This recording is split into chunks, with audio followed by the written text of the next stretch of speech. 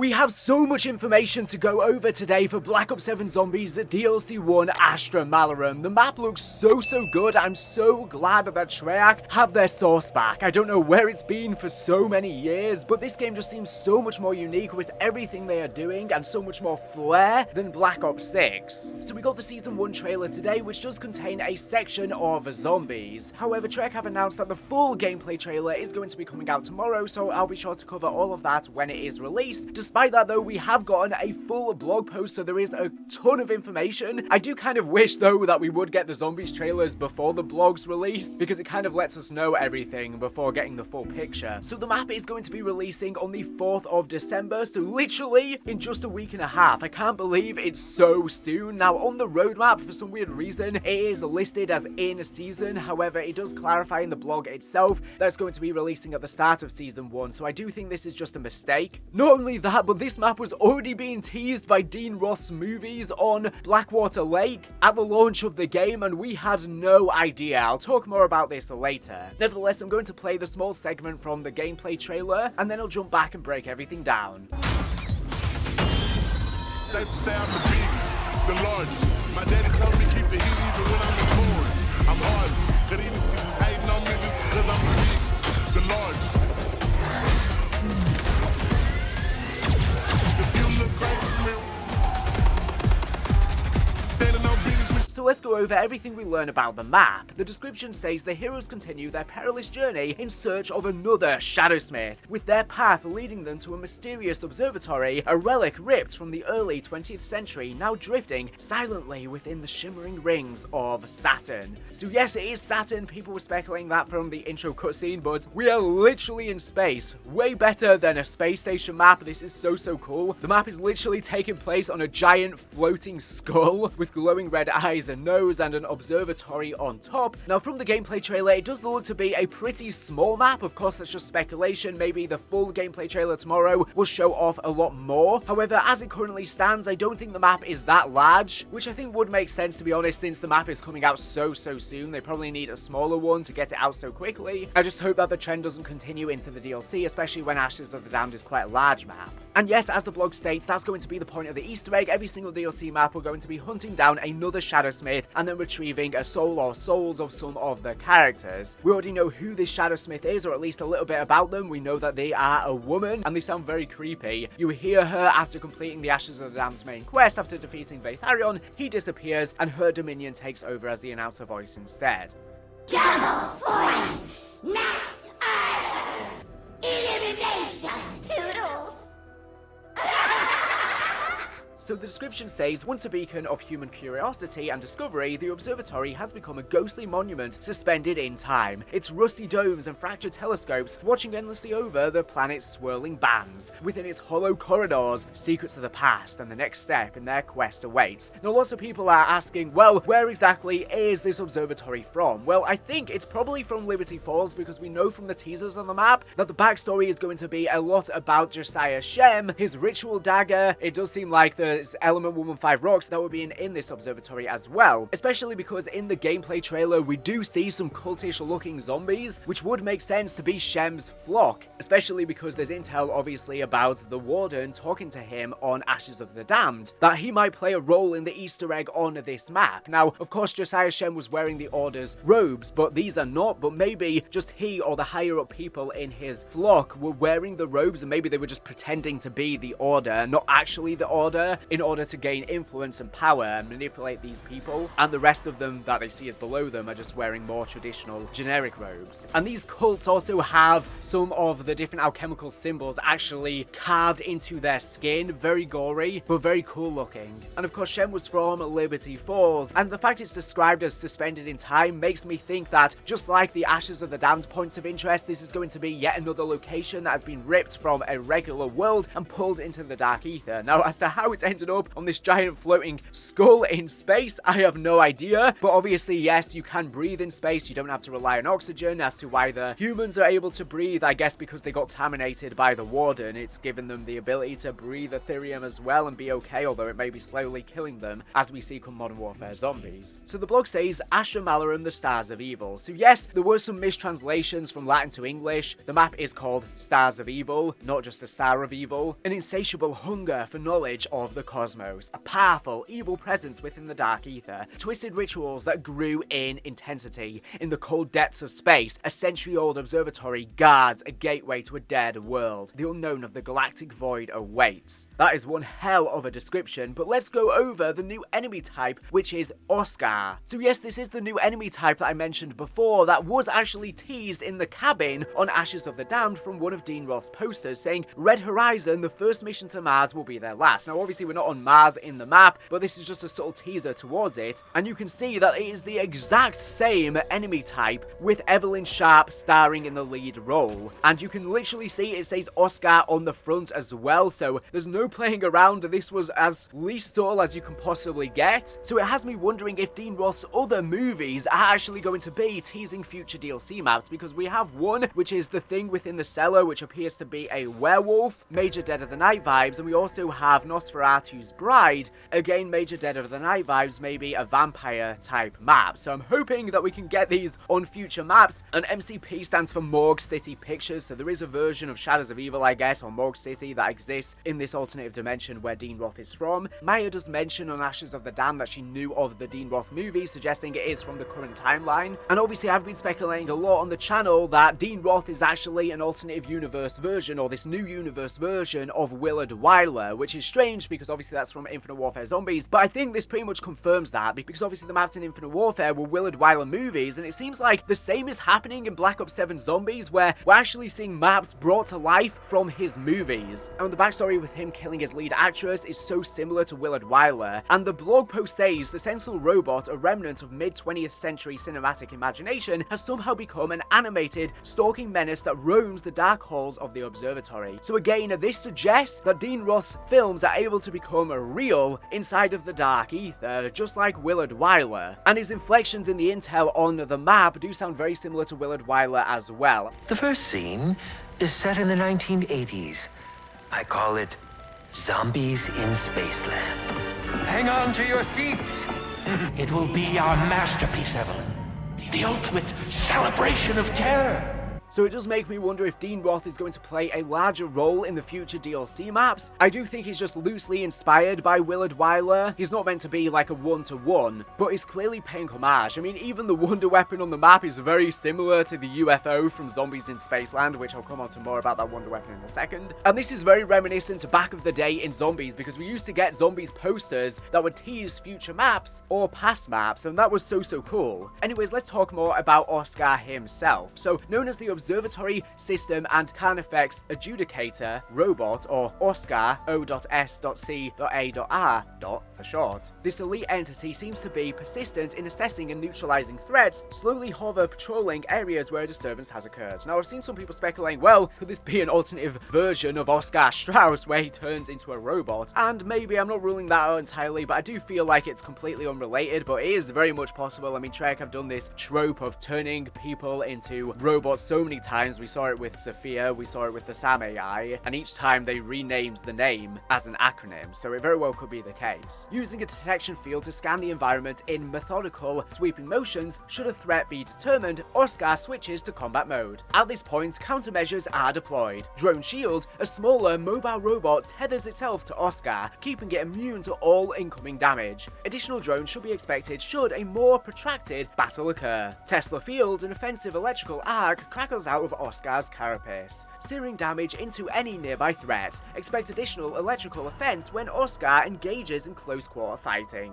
Attack Drone's hologram, a drone hologram is deployed from O.S.C.A.R's chest cavity and travels directly towards a perceived threat. Should the hologram connect with that threat, any nearby undead entities are attracted to attack in a fiercely enraged state. Internal security projectile, should a threat become unreachable, O.S.C.A.R produces non-critical internal paths from its interior and hefts them at threats. And the fact bro is literally just a brain in a jar really makes me think of the Maxis drone. So I really like the design of O.S.C.A.R. And like I said, I'm so glad that Treyarch are back in their jam with their unique designs and not getting as repetitive. Now, unfortunately, the Ravagers are back as the special enemy once more, like we were speculating from the intro cutscene since they were all over the 115 asteroids. But to be honest, I don't really mind that as long as this is probably the last map where they are on. I don't want to see them in the future maps. Now, I don't think it's necessarily bad to have reused enemies, but I think the reason why people are bored of it now is because they did it so much in Black Ops 6, so their patience is a lot less. But at least O.S.C.A.R. is a fresh change of pace. Now, let's go over the Wonder Weapon because once again, this is so unique and so much fun. It's called the LGM-1, and mastery badges are available for this weapon, and its name stands for the Little Green Menace, which is a funny name, and it launches saucer squadrons that exterminate enemies like the lower life forms they are. Shoot for the stars. So it literally shoots little UFOs, and once again, Treyarch are just having so much fun now with the zombies. I don't know where this was before, but I'm glad they're listening to the feedback and spicing things up a lot more with this game, and it is basically a reused version of the Peter Slice disc that we had first introduced, I think, in Black Ops 3, and then it returned as the DM1 or whatever. It basically is that, but nevertheless, it's so much fun. I'm sure it's going to have some funky inspect animations. A retro sleek artifact with unique target acquisition and annihilation qualities, the LGM-1 shoots out partly autonomous saucer-like projectiles that swarm nearby targets with miniature but potent laser fire. This small squadron of independent spacecraft prioritizes the closest targets and depends on weapon aiming. These flying discs then track and circle enemies before returning to the LGM-1 for replenishment. So I think that the Necrofluid Gauntlet is one of the best wonder weapons that we've had in so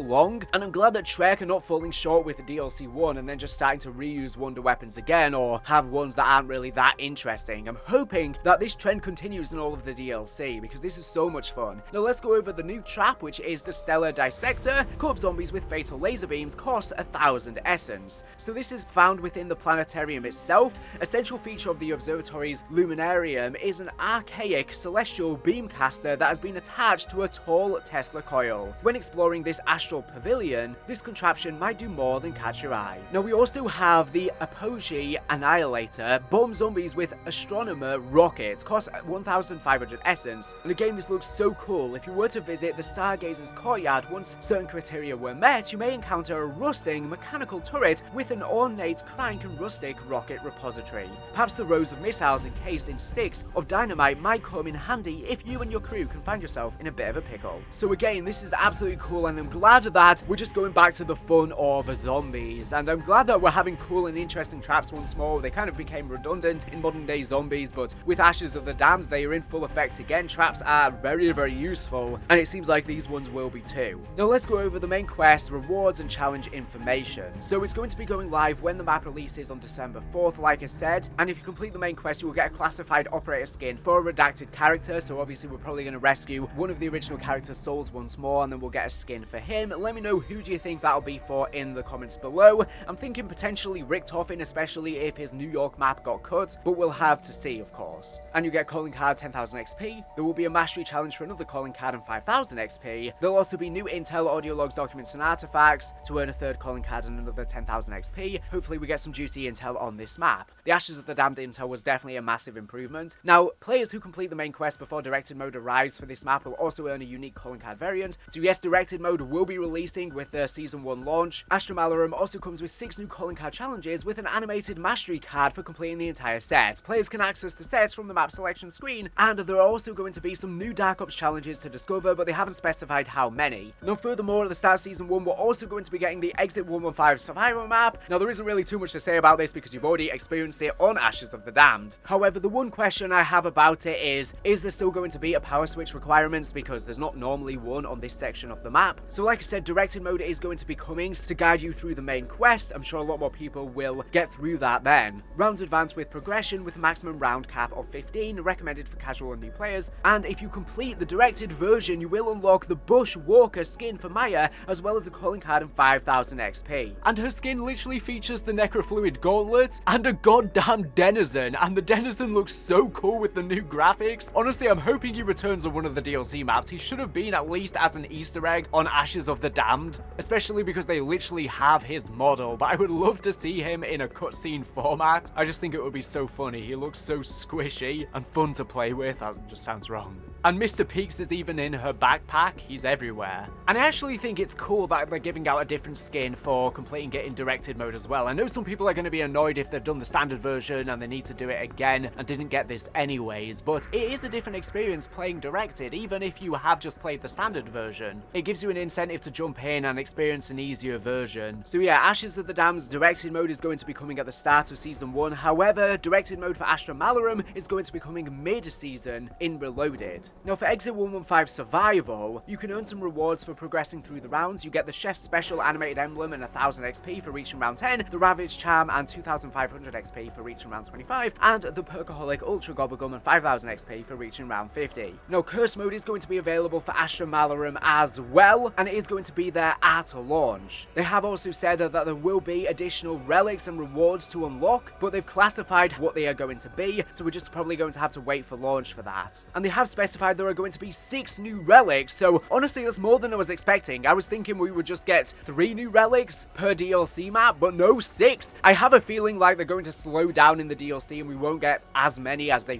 progress, but for a DLC 1 launch, 6 is a crazy amount. Can you imagine if they keep that up? If the rumors about 5 DLC maps is to be believed, we'll end up with over 50. Imagine applying all of them, your game's going to be impossible. So I do wonder what they actually will be, and we're also going to be getting Jingle Hells for Astra Malorum, and this looks so cool. There is even a special ray gun variant which also has Dr. Money's house on it. I don't know if it's just more nostalgia slob or if we're ever going to get some actual explanation for Dr. Money's house being back. I wonder if it's going to have an inspect animation where you can literally see, I don't know, Samantha Maxis as a child inside. Anyways, let's go over Jingle Hells. So we don't have the release date for it just yet, but I would assume it'll release the week of the 15th of December, so at least a couple weeks before Christmas. Take the fight to the undead in Jingle Hells, a limited time holiday variant of Astra Malorum. This festive twist on round-based zombies brings snow, ice, and holiday chaos to the battlefield. Now honestly, I'm surprised that they're doing Jingle Hells and Astra Malorum and not Ashes of the Damned instead, because Ashes of the Damned is already a snowy map. So you would think it would thematically fit that a lot better, especially because all of the decorations will look very vibrant in the dark map. But nevertheless, I'm here for it. I guess it's a smaller map, so it's probably easier for them to reskin. Gather snowballs, battle through freezing weather as you attempt to complete the main quest in the freezing conditions. So it's going to be very similar to what we saw in Black Ops 6. Snowballs and snowball piles. Collect snowballs from piles around the map to freeze zombies. Frozen enemies are easier to eliminate and may drop holiday presents. Holiday presents. Frozen zombies can drop presents whose loot quality improves as the rounds climb higher. Present loot includes weapons, equipment to support and upgrade items. Naughty or nice power up. Pick up a stocking to test your luck. Nice drops multiply holiday presents, while naughty spawns timed waves of Ravagers. Snowmen destroy them to find random loot, however they may be hiding zombies inside. Freezing weather. While outdoors, players will begin to freeze and it will lower their movement speed. Around 1, player movement at 85% of their standard speed. As rounds progress, the map grows colder, with the slowdown cap being at 50% movement speed. Barrel fires. Ignite barrel fires in outdoor areas to create permanent warmth zones that cancel the freezing effect. Additional tuning adjustments. Zombies have reduced health in the early rounds to help squads build momentum. All players start with bonus essence and salvage to accelerate early crafting and upgrades. Note, these tuning adjustments do not apply to List Keepers challenges. For completing the main quest in Jingle Hells, you will earn exclusive seasonal rewards including a holiday calling card, ultra gobblegums, and bonus XP. It's not really anything that important. So let's go over the actual List Keepers challenge, which is a holiday challenge. Like I said, a different storm has sailed over Astra Malorum. The main quest is replaced by a chain of mysterious objectives delivered through the unseen hand of the List Keeper. Every task builds on the next, each demanding more control, awareness, and resolve than the last. Can you prove your virtues necessary to be recorded on the list? So it kind of sounds a bit like the Gauntlet mode from Black Ops 4 Zombies. I'm not sure how replayable it will be, but the List Keepers challenges are each objective brings a new test. Some are easier to tackle solo, while others benefit from teamwork. Depending on where you struggle, and you will, you may find that changing your party size makes all the difference. So that's a very interesting mechanic where you might literally have to get rid of players if you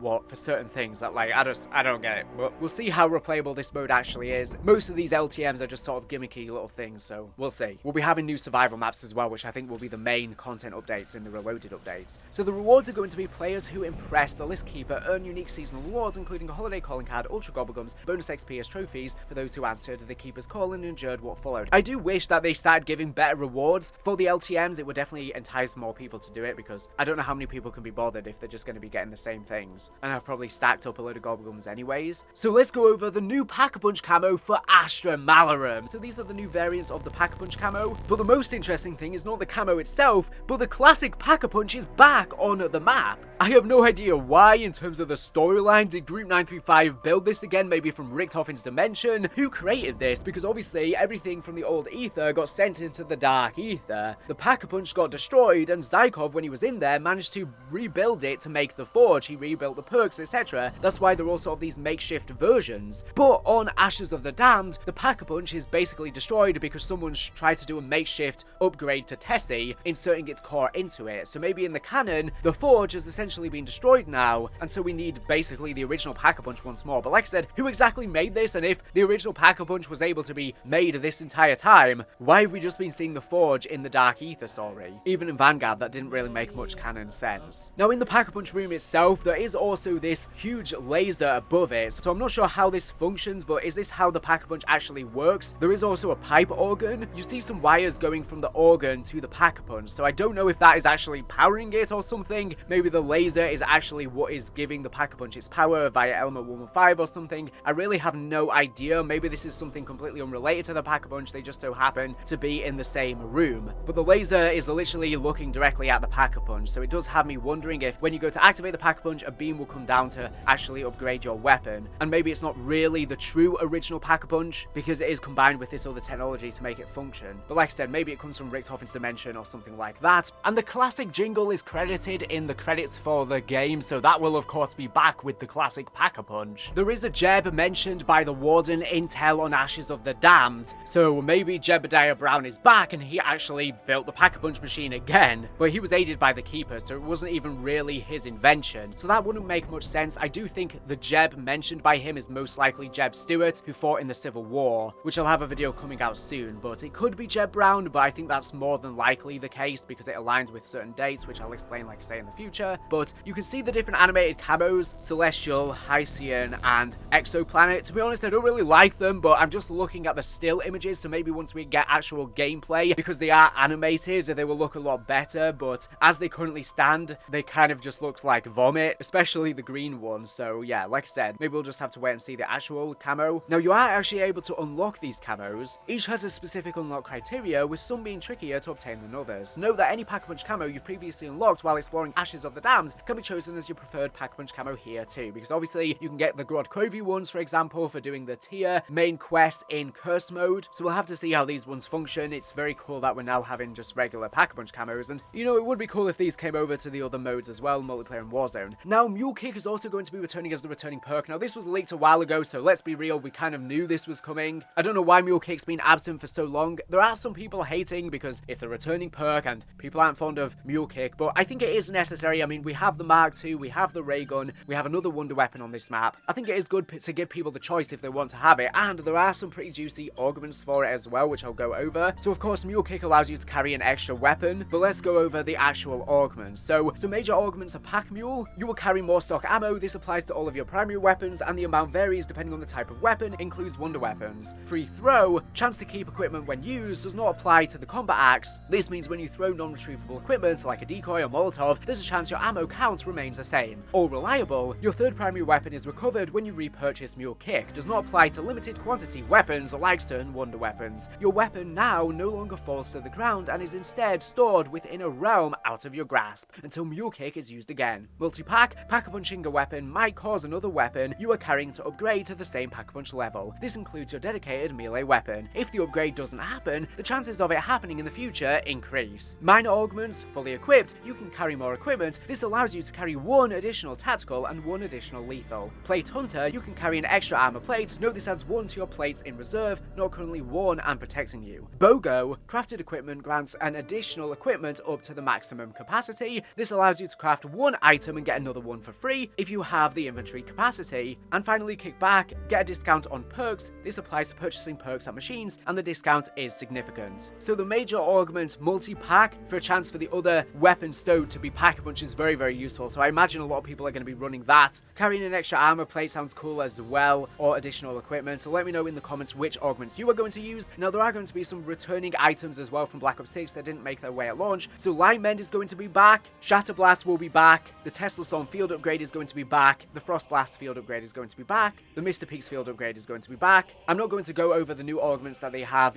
I'll leave a link to the blog post in the description if you want to read them, and I'll have put screenshots in the background, just because I'm not really that excited about returning stuff, and I'm sure you aren't either. Now, there are going to be some new gobblegums in Season 1 as well at launch, which are going to be be the elemental exposure, an epic one, which type is instant. Last 3 minutes, your weapons will always inflict damage to the target's elemental weakness, which is very cool. In Dead Ops, for the next 10 minutes, you are invulnerable to all hazards, not effective in the boss arena. We also have a new whimsical gobblegum, which is Slay List, instant, plays a random zombie song. So yeah, that's cool to have some action in your game, but at the same time, you could just pull it up on your phone. Now, there's going to be a load of returning equipment as well in the mid-season, and score streaks. I'll put some screenshots on screen of all of them right now if you want to read them. Nothing too crazy. There is going to be an Astra Malorum leaderboard event, which you can again see a screenshot of, and there's going to be a load of Dead Ops Arcade 4 changes and updates, which again you can see a screenshot of if you want to pause and read. So I'm going to go through the gameplay trailer now and break down everything that we were able to note of just now. Of course, we're getting the full gameplay trailer tomorrow though. But before I get into that, I first want to talk about Endgame. Obviously, this is a DMZ / Modern Warfare Zombies hybrid. It has zombies and humans on, and honestly, I really do wish that they used Avalon as a proper Outbreak experience instead of a DMZ hybrid, which I'm just not a fan of these extraction shooters, because a crazy update, which is a world event featuring the Origins robot, is coming in Season 1. Yes, that's right, absolute madness. Now, in fact, the tomb is a part of the map within the excavation area. It even features the Chaos Pack-a-Punch machine, so this is reaffirming the idea that obviously the tomb is a spiritual successor to Origins, and this is a crazy sight. These are the sort of events that I think we should have been getting more inside of Modern Warfare Zombies or inside of Outbreak in Black Ops Cold War, and it's a shame that Outbreak is not coming for this game and it got cancelled and seemingly turned into Endgame, because this would be so much fun if it was a proper Zombies experience. But let me know in the comments, are you excited for this? Endgame at launch didn't really have that much content, but a load of new content is coming in Season 1 now that it's available for everyone as well if you don't play the campaign, and there's going to be a ton of updates coming for it. Now, you can read the description for the event. I'm not going to go over it, obviously I'm not an Endgame channel, but it's called Colossus of Avalon, and it does sound like a lot of fun. It seems like these robots were just made by the guild though, so there's not really any cool lore, and if you zoom in, you can see a platform, so it does seem like you are going to be able to ride the robot. I wonder if you might even be able to get the ice staff, considering we're by the tomb. Obviously, there was previous leaks about Element 115 extractions with the guild, which is seemingly going to be for Endgame as well, so that might be a future one coming. So let me know if you want me to start making Endgame videos, maybe even videos about the storyline. I know there's intel in it, but I'm not really sure on the lore, but obviously it ties a lot in with zombies, weird stuff, so I could potentially do that in the future. Endgame does look fun, but like I said, I'm not really a fan of extraction shooters or the fact that there's humans on the map.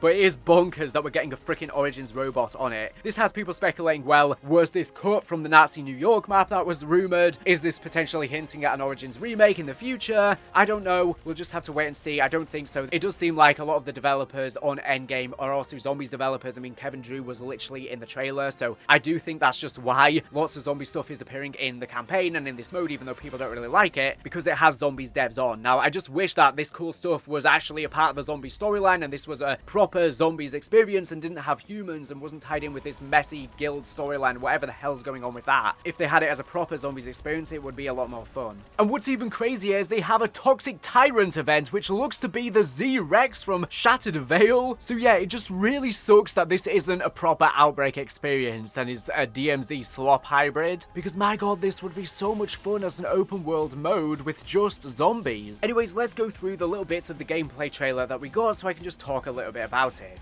to close out this video. So it starts by transitioning from one of the crazy multiplayer experiences with a crossbow being shot, and I can't wait to use the crossbow in Zombies. Hopefully it has explosive rounds pack-a-punched, hopefully it can even have a revive functionality, and then you can see the space and it shoots through saying 3 more Zombies maps. Obviously that's because we're getting Zarya Cosmodrome in mid-season with Exit 115 as a survival map at launch. Then we get to see a shot of the map and there are all of these 115 Element 115 meteors actually hitting the map. Obviously Element 115 got banished to the Dark Ether at the ending of Tag the Toten. It's fully back now. I don't know where it's been for pretty much the majority of the Dark Ether storyline, but it does seem to just be a form of Ethereum. But that's going to provide a dynamic aspect to the map, the fact that they're literally going to be shooting the map as you are playing. So this is probably going to be the spawn of the map. Outside of the observatory, we do see Quick Revive down there, and the skybox just looks so beautiful. I can't wait to play, but it does seem like there's not really too much playable space here. You've got a truck on the left. I don't know when these meteors meteors are going to hit? Are you going to have to trigger it in-game, or when you actually start up the game, will they just start hitting the map to provide a very cool entrance? Because the gameplay does look like it's on a bit higher of a round, but that could just be for cinematic purposes. You've got the giant dark ether crystals as well. That's a very cool entrance. Then we can see inside of the planetarium where you've got the Tesla coil and this trap here. You've got Weaver shooting a load of the zombies, and you've got the laser trap in action. This looks so spicy. I love this trap. Again, kind of very reminiscent of Infinite Warfare zombies that had a similar trap. Then we get a look at the wonder weapon, and it looks so awesome as well. I love the animations. I love that you can spin it and then just literally fling it at the zombies. You can see there's an armor warbite here, and this is inside the observatory itself. So this seems to be in the main observatory, and it's got more of the different alchemical symbols on the back, or other symbols from this cult, like say probably from Shem's cult. One of them even looks like Cortifex's symbol. They're ones that we also saw in Citadel Day More and some of the Chaos maps. We've got a big symbol as well behind whatever this device is, where you probably place a canister or something, and then you've got the grandfather clock. But when you get a shot of it later on, then suddenly that device is gone. So I don't know if this is a mistake or you just need to spawn that in. Now in the base center of the room, you've then got a pad here. And is this a teleport pad where you can teleport to here or teleport away? Or is this a landing pad from a jump pad or something? I'm not exactly sure. You've got some blood writing that also says, hear his heartbeat inside. I don't know who the hell that's referring to. Is that referring to the warden being bonded with the characters after he took their souls and he's back for more? Then we get a look at the new O.S.C.A.R enemy on the map, which again is so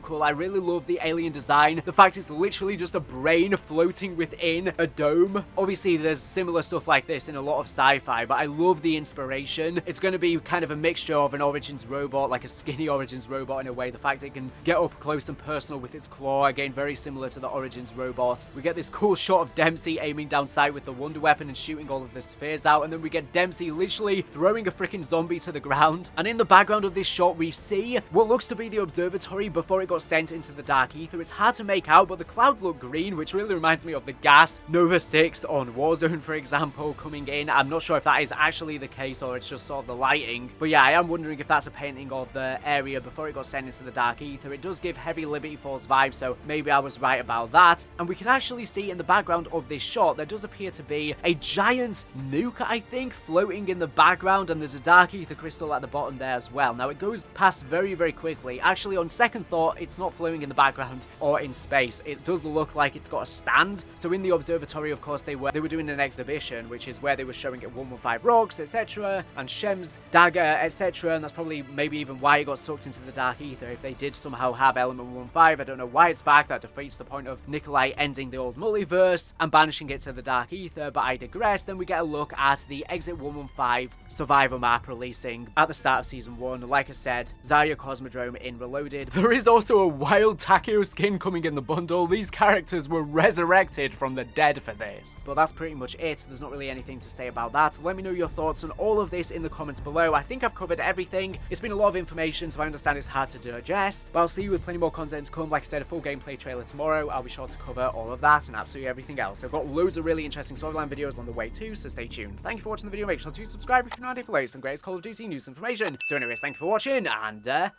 bye.